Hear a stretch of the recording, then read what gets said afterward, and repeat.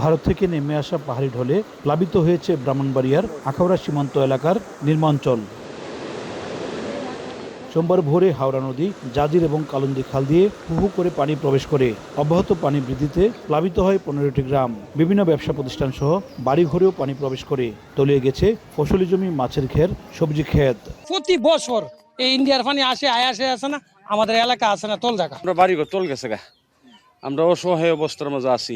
অনেক মাঠ, ধানের জমি নষ্ট হয়ে গেছে, বাড়ির আশেপাশে পানি ঢুকে গেছে, অনেক রাস্তাঘাট হালকা হালকা তল হয়ে গেছে। দুপুরের পর থেকে পানি কমতে শুরু করেছে জানিয়ে উপজেলা নির্বাহী কর্মকর্তা বলেন, পরিস্থিতি কিছুটা উন্নতির দিকে।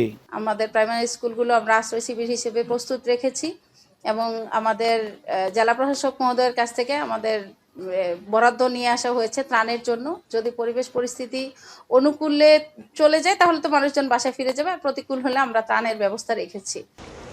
আকস্মিক পাহাড়ি ঢলে পানিবন্দী হয়ে পড়ে 32টি পরিবার। উজ্জ্বল চক্রবর্তী, সময় সংবাদ, ব্রাহ্মণবাড়িয়া।